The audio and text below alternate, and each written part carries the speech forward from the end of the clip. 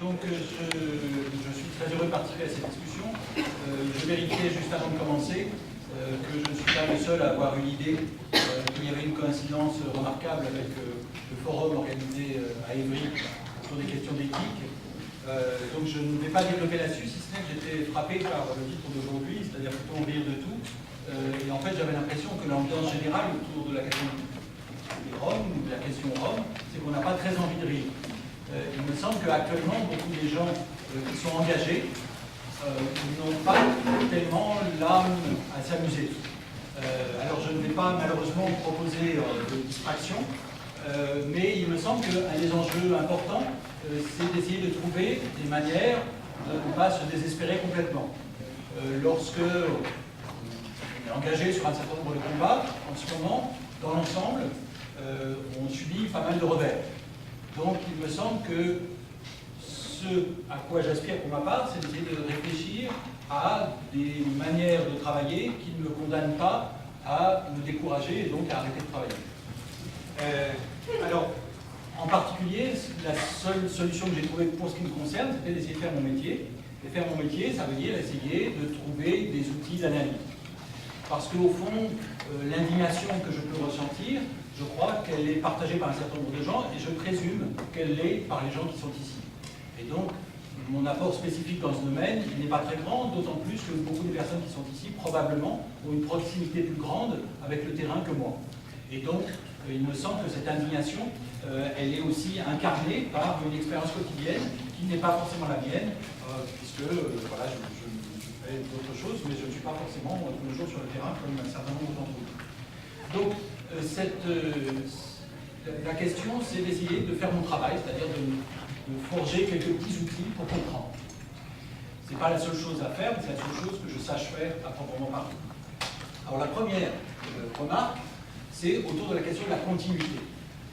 Il me semble que l'élément le plus frappant en matière de politique à l'égard des Roms en France, c'est la continuité. On sait bien aujourd'hui qu'il y a des tas de discussions sur le fait de savoir si quelque chose a changé, et la formule « le changement c'est maintenant », bien entendu, aujourd'hui s'entend toujours avec l'ironie. Il est difficile de la prendre totalement au sérieux. Donc, simplement, je crois que dans le cas des Roms, c'est particulièrement net. C'est-à-dire que ce qui s'est passé pendant l'été 2012 était une réplique exacte de ce qui s'était passé pendant l'été 2010. Et il me semble que pour un certain nombre de gens dont je fais partie, ça, c'était un tout petit peu surprenant quand même. C'est-à-dire que sur beaucoup d'éléments, on ne se faisait pas d'illusions. Moi, la formule que je réutilise à chaque fois, mais qui résume ma propre expérience, mais je crois qu'il n'y a pas que moi, c'est on ne se faisait pas d'illusions, mais on a quand même été déçus. Et je crois que c'est banal, enfin, je n'ai pas l'impression de décrire quelque chose en disant ça, je crois que personne n'était naïf, mais quand même. Et je crois que sur la question des Roms, ce qui est remarquable, sur la question Roms, ce qui est remarquable, c'est que, en fait, c'est un peu différent de la question immigrée en général. Il y a, me semble-t-il, une différence en particulier, c'est que, sous la présidence de Nicolas Sarkozy, lorsqu'il s'agissait de l'immigration, il y avait toute une mise en scène. Il y avait un affichage. Au fond, la France était fière d'expulser. Aujourd'hui, on sait bien que les expulsions continuent dans des proportions comparables. On n'a pas encore beaucoup de recul, mais enfin, manifestement, on n'a pas changé de monde. Mais il me semble qu'on n'a pas, pour l'instant, le même côté spectaculaire. On n'a pas une même volonté de s'en vanter tous les jours. On n'a pas des bulletins de victoire tous les mois pour nous dire combien d'expulsions, etc. Ça ne veut pas dire que c'est mieux. Ça veut simplement dire que c'est une stratégie politique de présentation qui me paraît relativement différente, au moins sur ce point-là. Pour l'instant. Mais pour l'instant, et dès le début, ça n'a pas été le cas pour les Roms. Et ça me paraît assez remarquable. Au fond, pourquoi les Roms ne sont-ils pas pris aujourd'hui dans la même logique d'affichage politique?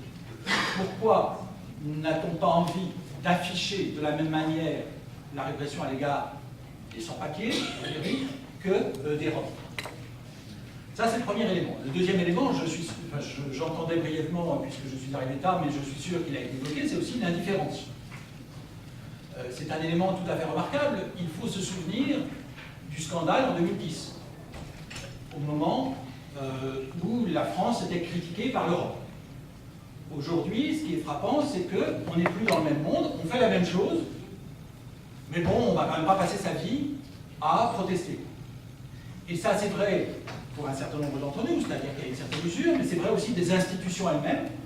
Et encore une fois, il me semble qu'on n'a pas entendu l'Europe de la même manière en 2012 qu'on l'avait entendu en 2010. Alors vous me direz, c'est parce qu'on n'a pas retrouvé une circulaire qui permettait, etc. Donc moi, je crois qu'il n'y avait pas besoin de chercher beaucoup pour comprendre que c'était la même politique qui était mise en œuvre, au détail près, entre l'été 2010 et l'été 2012. Alors cette indifférence, elle me paraît remarquable, et en particulier pour ce qui concerne l'Europe, je crois qu'on peut considérer que 2010 a été, de ce point de vue, une défaite de l'Union européenne en matière de droits de l'homme. C'est-à-dire que l'Union européenne a reculé devant la volonté d'un État, en l'occurrence la France, et dès lors n'a pas engagé le même combat en 2012. Donc, ça n'est pas simplement que l'Europe éternellement s'effacerait, c'est qu'il y a eu à ce moment-là une bataille et qu'elle a été perdue. Je crois que nous avons payé en 2012 l'échec de 2010 et que la position du gouvernement français s'explique aussi par là. C'est-à-dire que, de toute façon, on sait bien maintenant que l'Europe ne va quand même pas condamner un État sous prétexte qu'il traite mal une catégorie de population définie sur des termes racialisés. Quand bien même cette population serait européenne. Ce qui nous ouvre des perspectives, me semble-t-il, nouvelles, c'est-à-dire l'indifférence européenne. Je crois que c'est ça l'élément nouveau. L'élément nouveau n'est pas du côté du traitement, même si je suggérerais tout à l'heure dans une deuxième partie, puisqu'on m'a encouragé à couper en deux ce que j'allais raconter, je vais essayer de me... En fait, pour moins user votre patience. Donc, je parlerai d'une autre différence, mais pour l'instant, en tout cas, je voudrais souligner combien l'indifférence, elle est l'élément nouveau. Donc, ce n'est pas le traitement qui est nouveau, c'est l'indifférence.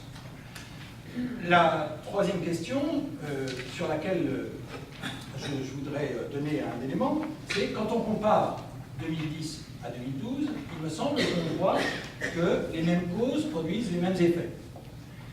Alors, quand je dis cela, ça ne veut pas dire que les causes seraient du côté des Roms. Je pense que les Roms n'ont à peu près rien à voir avec tout ça.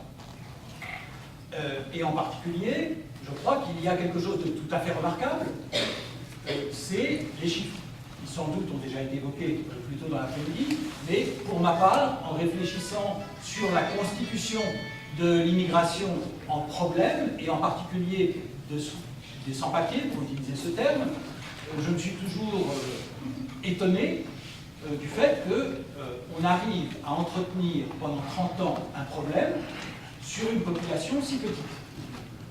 C'est-à-dire, ça c'était à propos des sans-papiers. Sans-papiers, aller entre 200 et 400 000. La comparaison que pour ma part j'ai souvent prise, parce que je trouve qu'elle est éclairante, c'est aux États-Unis, 11 à 12 millions.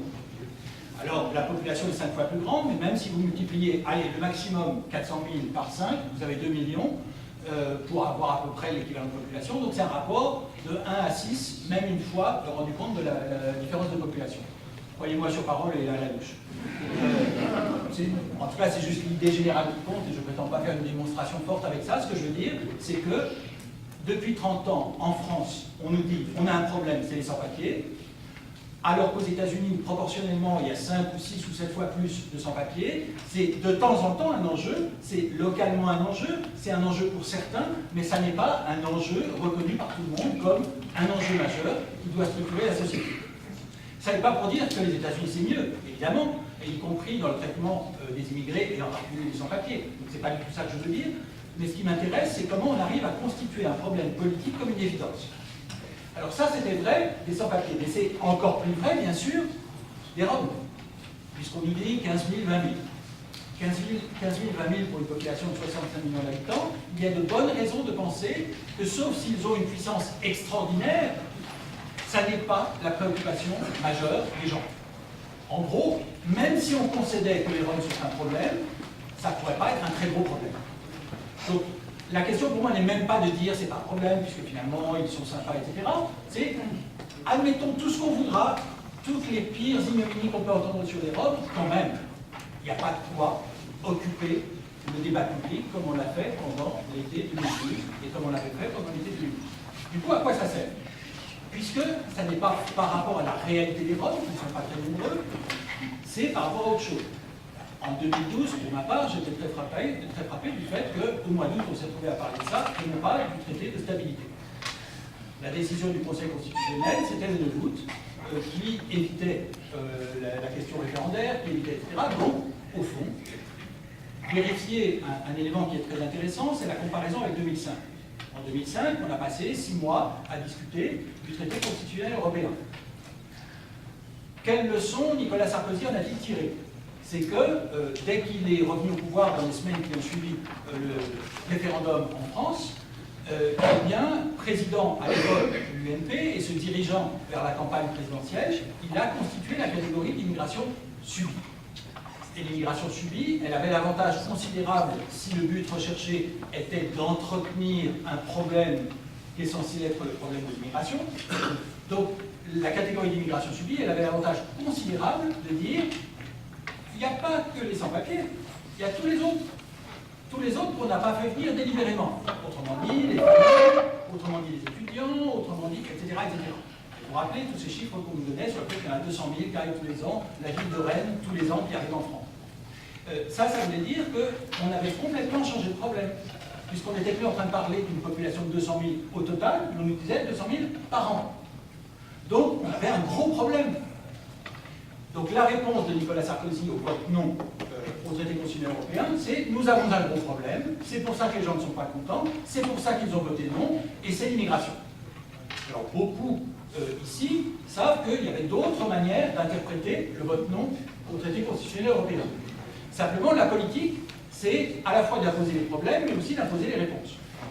Et donc, la réponse qui avait été proposée par Nicolas Sarkozy, c'était de dire vous croyez que vous êtes mécontent du néolibéralisme, mais en réalité, nous allons préserver le néolibéralisme, à condition, bien sûr, de vous redonner de la sécurité, de vous redonner du choix, l'immigration choisie et la défense contre l'immigration subie. Donc, ça, c'est ce qui s'est passé après 2005. La force du gouvernement actuel, dont on souligne souvent la faiblesse, la force du gouvernement actuel, c'est au lieu d'agir a posteriori, d'agir a priori. C'est-à-dire, c'est exactement au moment où on aurait dû commencer à parler du traité de stabilité, pour savoir est-ce que c'était une bonne chose, est-ce que c'était une mauvaise chose, etc., au mois d'août, qu'on s'est mis à parler de la question Rome. Donc, c'est la même fonction qu'en 2005, et qui a été reconduite en 2010, bien sûr, avec les Roms, mais on voit ici que l'habileté du gouvernement socialiste a été d'anticiper sur la discussion. Non pas de dire « votre mécontentement, j'y réponds », mais « votre mécontentement, je l'anticipe ». Changeons de sujet. Alors, de ce point de vue-là, je crois que c'est là qu'on peut comprendre que les Roms ne font rien à l'affaire. On peut parler de la question Rome, c'est pour ça que j'hésite depuis le début entre question Rome et question des Roms. On peut parler de question Rome, c'est une idée que je revendique parce que je suis très incompétent sur la réalité empirique des Roms. On peut parler de la question Rome sans rien connaître aux Roms. C'est même une condition favorable, puisque le but n'est pas de parler d'eux. Donc, je ne revendique pas, bien sûr, mon ignorance et mon incompétence, comprenez-le bien, je ne trouve pas que ce soit une qualité, je dis simplement qu'on ne risque pas d'être distrait par la réalité.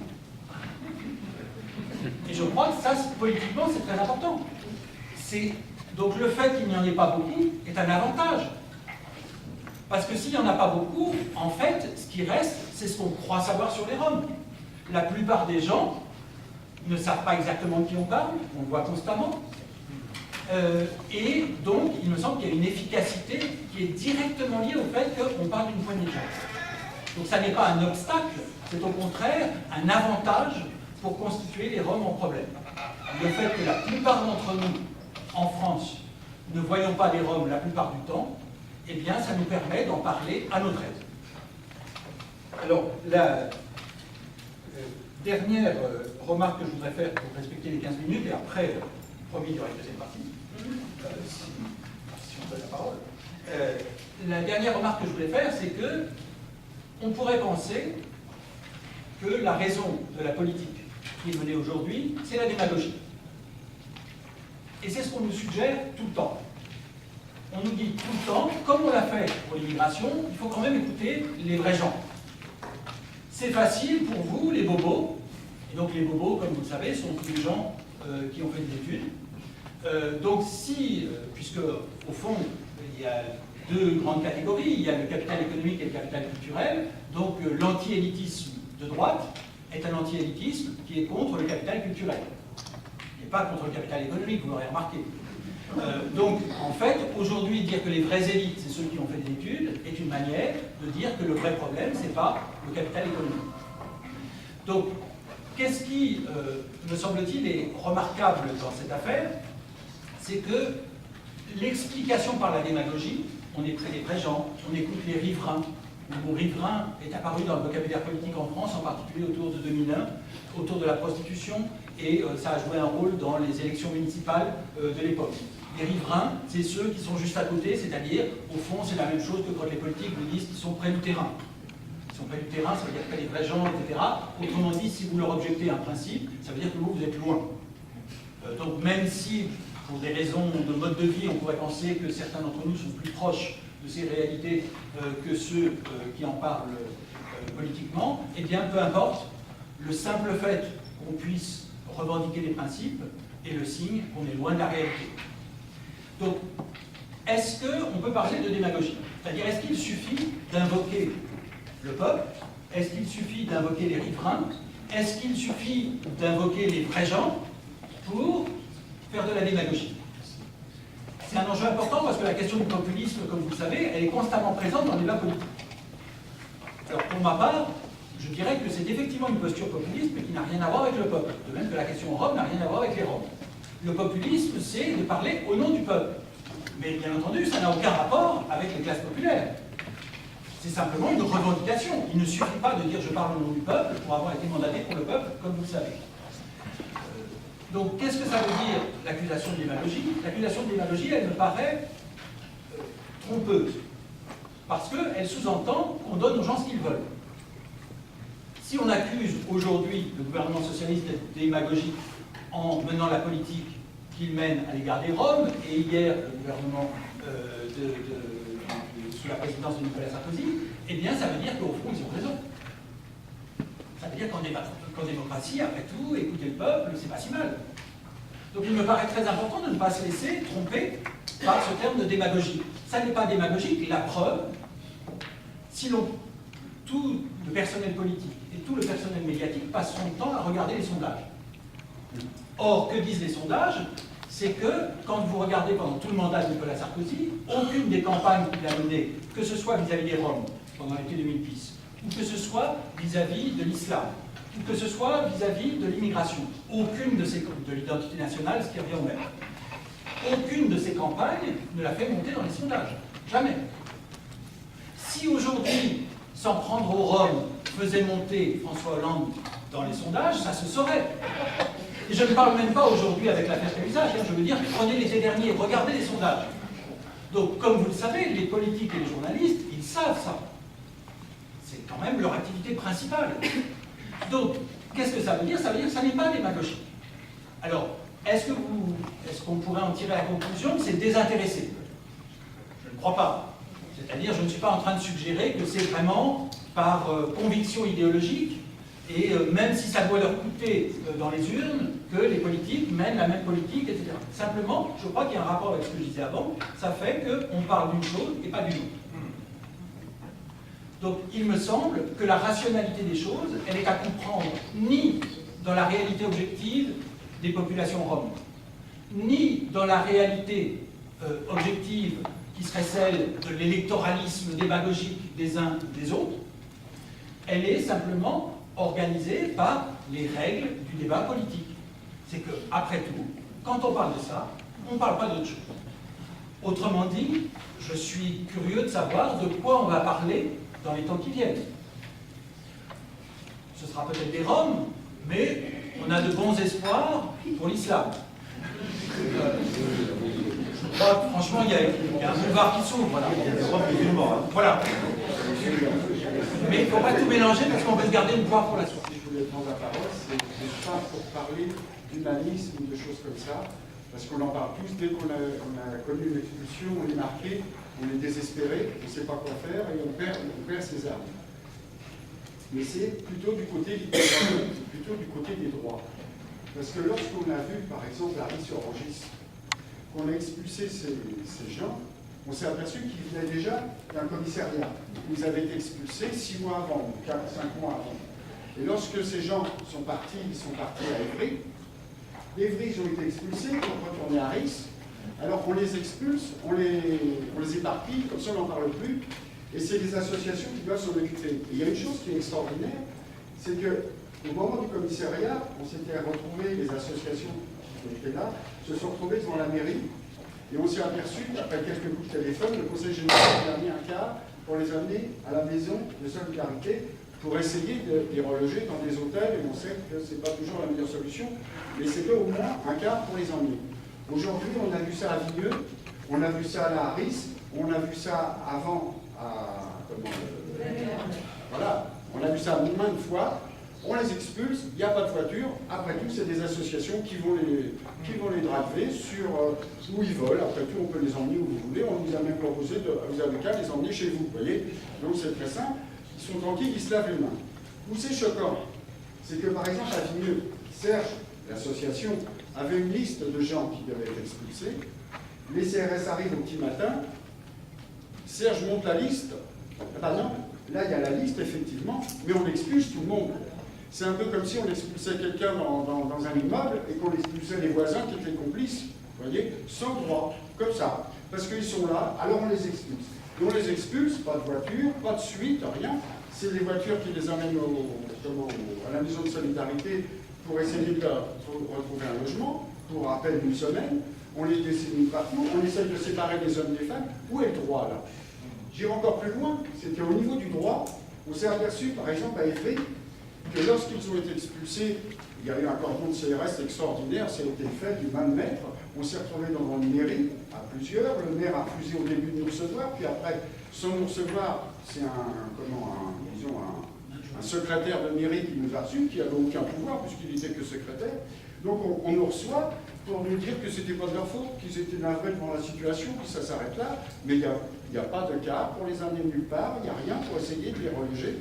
On s'en moque littéralement, on nous a même dit que la Croix-Rouge s'en occupait. On a envoyé quelques amis roms avec d'autres personnes voir la Croix-Rouge n'était pas au courant, et elle avait 3 places, enfin, elle avait des places pour 3 familles. Voilà où on en est aujourd'hui. C'est encore plus grave qu'on peut l'imaginer, parce que ce droit qui est bafoué, il existe à tous les niveaux. Un être humain, c'est un être humain, on doit avoir tous les mêmes droits. Si on ne se bat pas pour le droit du plus pauvre, de celui qui est malmené, on ne se bat pas pour ses propres droits. Donc c'est là-dessus qu'il ne faut pas désarmer. Il faut se dire aussi qu'on n'est pas là, nous, les associations, à enregistrer les expulsions. Il y a des choses qui sont inacceptables, et il y a des choses qu'on ne pourra pas accepter. À Évry, pour finir avec le droit, il y a une chose extraordinaire qui s'est passée, c'est que les gens d'Évry ont été expulsés un jour avant que le tribunal prenne sa décision. Extraordinaire. Le lendemain, les associations conseillent aux Roms de malgré tout d'aller au tribunal, puisque quand même le tribunal était présent et allait statuer sur leur expulsion qui était déjà faite. Et on s'aperçoit que lorsqu'ils arrivent au tribunal, eh bien écoutez, vous n'avez jamais entendu ça, on a fermé le tribunal. Et là, je vous assure, on était nombreux à être là. C'est l'avocat qui a dû téléphoner au chef, enfin au procureur, pour refaire ouvrir le tribunal, parce que quand on ferme un tribunal, toutes les décisions de justice sont finies. Donc il faut tout recommencer. Donc on a rouvert le tribunal. Mais qui est-ce qui a pris cette décision de fermer? Où est-ce que le droit il va se loger là? De quoi on parle là? C'est là-dessus qu'il faut faire attention. Et je vais vous dire une chose pour finir avec quelque chose d'un peu plus positif, parce qu'on est quand même assez... il va nous en falloir des bonnes nouvelles. Il y en a une qui existe, qui arrive de Lyon, et je vous assure que c'est une chose à fouiller. J'ai eu tout à l'heure, parce que je l'ai appelé, parce que je me suis dit, je ne peux pas venir ici sans être sûr de ce que je vais raconter. Donc je me suis retrouvé devant Jean-Philippe qui s'est occupé de ça, qui est du MRA, et il m'a assuré qu'on pouvait porter plainte, enfin les familles roms peuvent porter plainte avec un avocat qu'on peut arriver à leur fournir. Les amis peuvent porter plainte au tribunal administratif contre le préfet. Parce que c'est complètement illégal, on a le droit d'expulser quelqu'un qui est sur un terrain qui ne lui appartient pas. Ça, c'est une chose de la loi. Mais on n'a pas le droit de l'expulser aujourd'hui avec la loi qui existe sans les reloger.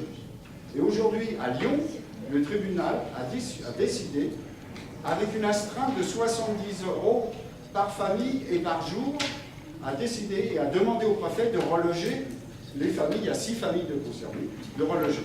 Moi, je ne suis pas un expert, je ne suis pas un juriste, mais je vais dire une chose, c'est notre rôle aujourd'hui de demander à tous les Roms de porter plainte, on va leur trouver les avocats nécessaires, et on va noyer ce préfet qui refuse de nous recevoir, on va le noyer devant un tribunal administratif et devant des affaires à régler. Nous avons toute chance de gagner, puisqu'il y a quand même une décision de justice qui a été rendue. Je vous remercie. En maternelle et infantile, tout enfant, quel qu'il soit, qui vienne de Vesoul ou de Tombouctou, doit être protégé par les services de l'aide sociale en France. Donc là, il y a un déni de droit qu'on fait. Merci Anna pour la question.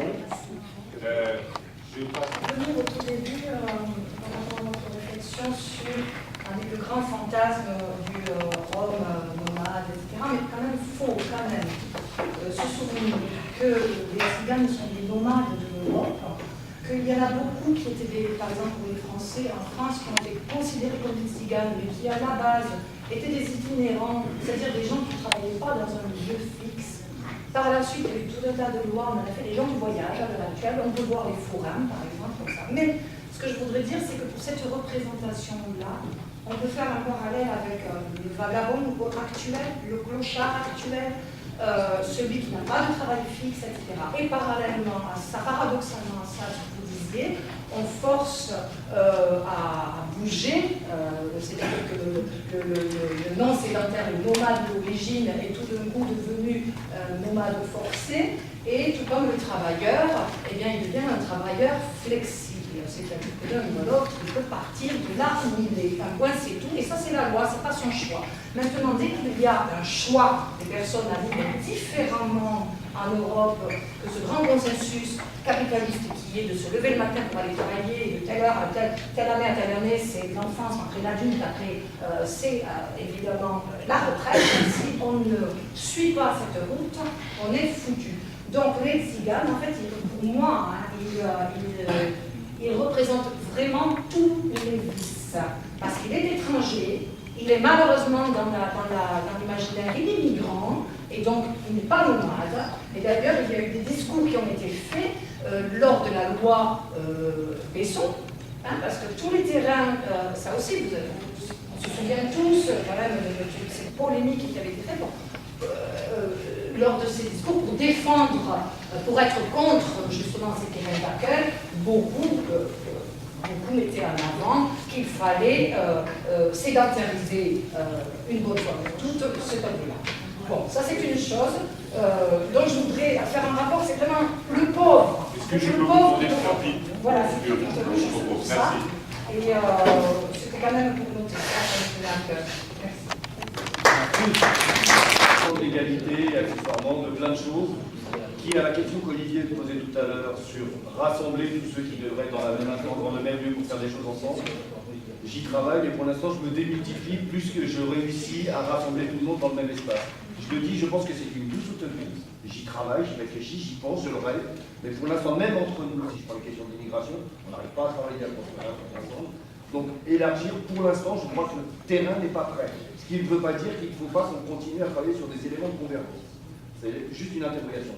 Maintenant, par rapport à ce que vient de dire la dame concernant la loi Besson, elle l'a dit, je le redis, ça date de 92. Il était question d'établir un schéma départemental d'accueil des gens du voyage. 21 ans après, on en est où? On en est le maire de Joinville-le-Pont qui met une pétition en ligne et qui demande à ce qu'un terrain ne puisse pas être construit sur son territoire. Moi, ça, j'ai envie de dire, sur les éléments de réponse, on est en recul. C'est-à-dire qu'on devrait être à exiger des droits, la loi SRU par exemple. Je le dis, tout le monde sait qu'aujourd'hui, un maire doit avoir sur son territoire un minimum de logements sociaux, etc. Et quand tout à l'heure Olivier parlait des élites politiques, nos élites politiques de gauche, sur la loi SRU, elles la revendiquent, elles la portent, elles la déclament, notamment nous disent pourquoi il n'y a pas de logements sociaux, etc. Mais quand on prend les questions des gens du voyage, La loi Besson de 92, il ne se passe rien, plus personne ne parle. Et j'ai envie de dire, et c'est juste une petite réflexion en termes de droit, l'école est devenue obligatoire après avoir été gratuite. Exiger des Roms de ne pas squatter des terrains, de ne pas utiliser des terrains alors qu'on n'est même pas capable de mettre en place le schéma départemental d'accueil des gens du voyage, m'amène à une grosse interrogation. Merci Kader. Alors, très rapidement, moi ça me semble a priori intéressant à suivre, parce que ce n'est pas une alternative. On continue à tenter de tenir dans les deux problèmes, on ne s'arrête pas à l'arbre qui cache la forêt. Une formule, je dirais qu'on a des projets d'insertion qu'on mérite. Je pense que ça a été bien dit tout à l'heure, il n'y a aucun parti qui se mobilise. Moi, en tant qu'ancien responsable syndical, j'ai tenté au bureau de la Fédération de la métallurgie de faire inscrire à l'ordre du jour le sujet Rome. Ça n'a pas pu être inscrit ni par une camarade qui est la responsabilité. Ça n'a pas pu être inscrit ni à l'ordre du jour ni en hiver, donc on n'en parle pas. Nous sommes là, des grosses poignées de la société civile à agir, et on va continuer à agir et à résister avec tous les peuples, au-delà des tout. Voilà.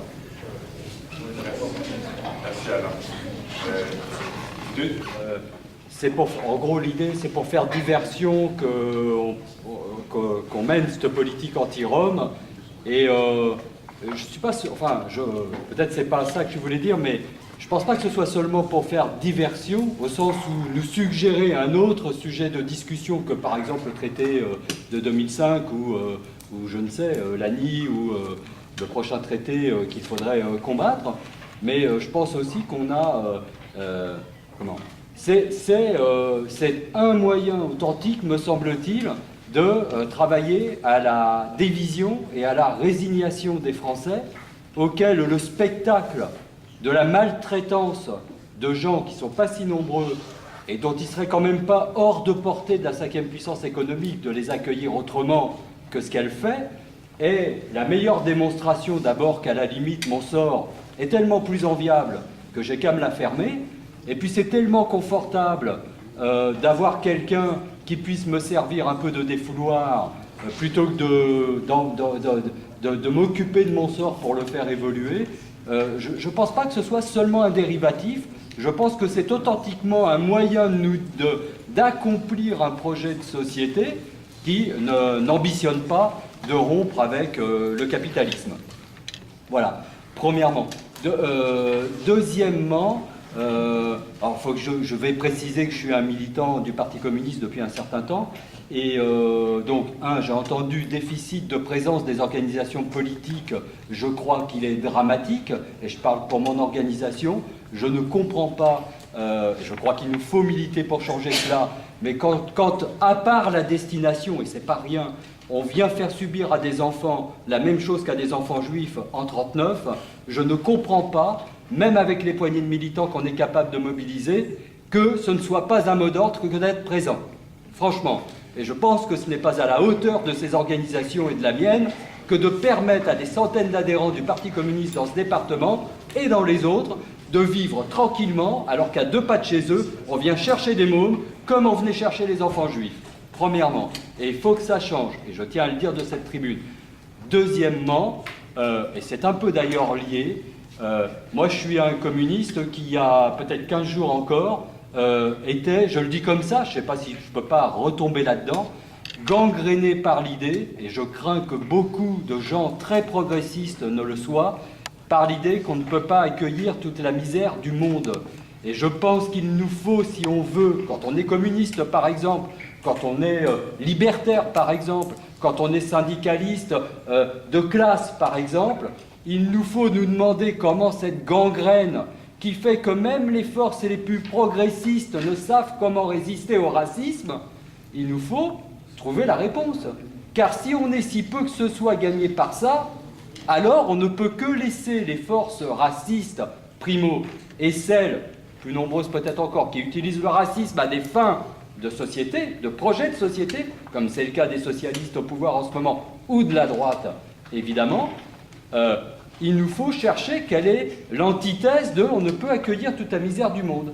Et moi, ça m'a frappé, ça m'a franchement fait réfléchir, et ça ne fait que quelques jours, parce que ça fait pas longtemps que je suis dans cette militance-là, mais quand je pense qu'on devrait diffuser largement de quelle manière, en Burkina Faso, je voudrais que les gens lisent l'article que Ouest France a fait paraître sur la manière dont au Burkina Faso, on s'organise pour accueillir les réfugiés du Sud Mali. J'invite à lire cet article de Ouest France qui témoigne du fait que les réfugiés du Sud Mali, on leur file à bouffer, on les soigne, on les scolarise dans des classes de 80 mômes quand c'est 80 mômes. Et bon, bref, on savait que l'Afrique était le berceau de l'humanité et ils nous donnent des leçons d'humanité. Mais, voilà, la misère du monde doit être accueillie.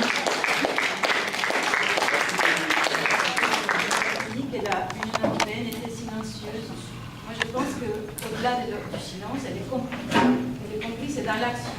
Elle est complice pourquoi? Parce que depuis 2007, lorsque les ranges que nous connaissons, mais qui ne sont pas les seuls, l'Union européenne, elle a une compétence pour agir pour la défense des droits des citoyens européens. Or, elle n'a jamais rien fait. Je suis bien placée pour le savoir, puisque cette association, 8 associations même, ont saisi par 2 fois la Commission européenne. Et la situation des Roms en France, et jamais, quoi que ce soit, elles n'ont jamais agi. Donc on doit agir par l'action, par une action. Et là, ils sont complices. Et non seulement de ce côté-là, elle est complice aussi, et elle est plus que silencieuse. Elle est active parce que vous n'êtes pas sans savoir, ou peut-être vous ne le savez pas, à ce moment-là, en Serbie, en Macédoine et au Monténégro, on adopte des législations pour faire en sorte que les Roms ne puissent pas sortir de leur pays parce qu'ils ne veulent pas voir ici les Roms demandeurs d'asile, faux demandeurs d'asile. Bien évidemment, tous sont des faux demandeurs d'asile. Donc la Commission européenne, l'Union européenne a fait pression sur ces gouvernements-là pour faire en sorte que ces pays transforment la législation et qu'on puisse confisquer le passeport de ces personnes-là. Bien évidemment, ceux qui sont les plus touchés, on ne parle pas des Roms, mais ceux qui sont les plus touchés sont les Roms. Et donc aujourd'hui, la Macédoine, ça y est, c'est fait, ou le Monténégro, je me rappelle plus, ça y est, c'est fait, la législation a été adoptée. Donc voilà, pourquoi je dis que, je voulais quand même attirer l'attention sur ça, certes à l'égard du pouvoir public français, mais nous devons ne pas perdre de vue la responsabilité de l'Union européenne. Dans une réunion associative, on avait parlé juste de la possibilité d'une action, ne serait-ce que symbolique, en face de l'Union européenne. Je pense qu'il faut continuer sur cette voie. Il faut mettre aussi, non seulement le gouvernement français, non seulement les institutions françaises, mais également les institutions européennes qui doivent être vues comme responsables aussi de cette politique. Elles ne sont pas silencieuses, elles sont complices et actives dans cette politique.